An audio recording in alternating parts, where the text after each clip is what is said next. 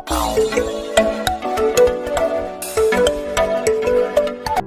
semua, perkenalkan nama saya Natalia Valentina Pane dari kelas Kimia B2 2019 Universitas Negeri Medan.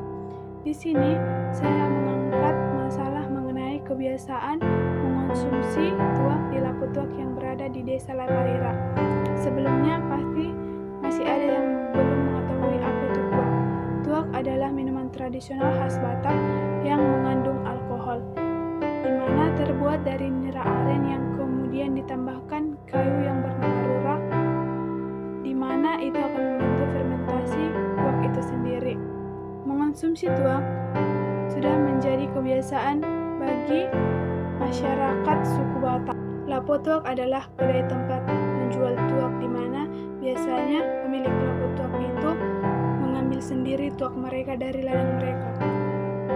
Lapo Tuak sendiri telah dijadikan sebagai tempat berkumpul lelaki muda dan tua untuk mengonsumsi tuak.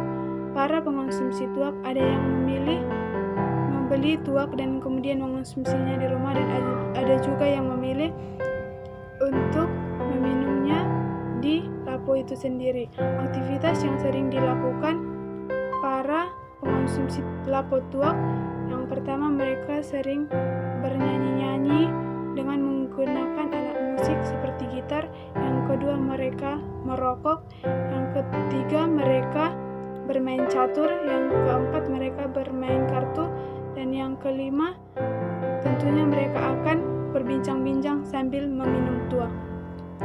Mereka biasanya mulai berkumpul malam-malam karena para pemilik Lapo itu akan mengambil tuak mereka ketika sore dan itu akan dijual ketika malam. Mereka biasanya menghabiskan waktu mereka hingga larut malam. Tentunya ketika mereka mengonsumsi terlalu banyak tuak, mereka akan kehilangan kesadaran dan dapat mengakibatkan mabuk. Ada saja para pengonsumsi tuak yang tidak bisa mengendalikan dirinya sehingga terjadi perdebatan dan perkelahian. Selanjutnya saya akan menjelaskan mengenai penyebab munculnya perilaku mengonsumsi tuak. Yang pertama, rasa ingin tahu. Khususnya bagi para remaja, mereka mengonsumsi tuak karena mereka ingin tahu apa rasa dari tuak itu dan pengaruh yang diberikan setelah mengonsumsi tuak. Yang kedua, karena keluarga. Keluarga adalah tempat pertama seseorang belajar. Mengonsumsi tuak umumnya berasal dari latar belakang keluarga yang mengonsumsi tuak juga. Yang ketiga, karena teman atau lingkungan sosial. Lingkungan sangat berpengaruh terhadap kepribadian seseorang. Jika dia berasal dari lingkungan yang peminum tuak, tentunya dia akan terikut-ikut juga. Yang keempat, karena kebudayaan. Tuak sudah dianggap menjadi minuman tradisional khas Batak dan telah diizinkan untuk mengonsumsi tuak, sehingga mereka menganggap bahwa mereka bisa mengonsumsi tuak dengan sebebas-bebasnya. Yang kelima, karena pelampiasan emosional. Seseorang yang memiliki masalah, mereka memilih untuk meminum tuak karena dengan meminum tuak mereka akan menjadi tenang dan melupakan masalahnya sementara. Lalu, apa akibat dari mengonsumsi tuak itu sendiri? Ada dua akibat yang ditimbulkan dari mengonsumsi tuak. Yang pertama, dari dampak positif. Menurut para pengonsumsi tuak, ketika mereka mengonsumsi tuak, tubuh mereka menjadi hangat dan lebih berstamina. Selain itu juga dari faktor lingkungan, mereka semakin akrab satu dengan yang lainnya antar pengunjung Lapo Tuak. Yang kedua, dampak negatif. Sebenarnya tuak itu tidak bermasalah ketika dikonsumsi sedikit, namun yang menjadi masalah ketika mereka mengonsumsinya secara berlebihan, di mana itu akan berpengaruh terhadap kesehatan mereka yang dapat merusak otak, jantung, dan hati. Berbagai aktivitas yang dilakukan di Lapo Tuak tentunya memberi keresahan bagi para warga yang dekat dengan Lapo Tuak itu sendiri, karena suku mayoritas di Desa Laparira itu adalah Batak Toba, dan ciri khasnya memiliki suara yang keras-keras.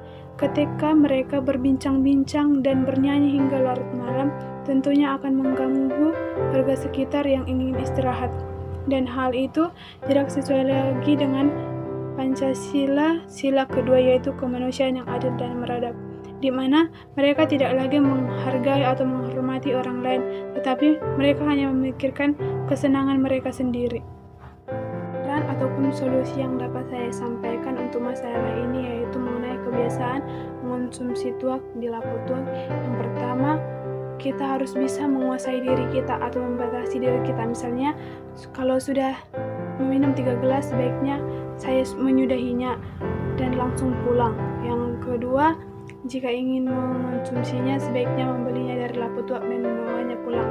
Yang ketiga, jika memiliki suatu perilaku, misalnya hanya minum 1 gelas tapi langsung mabuk, sebaiknya tidak mengonsumsi tuak lagi, karena jika dia pulang dalam keadaan mabuk tentunya akan mempengaruhi keharmonisan keluarganya, apalagi akan mempengaruhi psikologi si anak. Yang ingin saya sampaikan kepada para pengonsumsi tuak, apalagi yang pulang sampai larut malam, ingatlah bahwa tuak itu tidak bisa menyelesaikan masalahmu atau menghilangkan beban pikiranmu.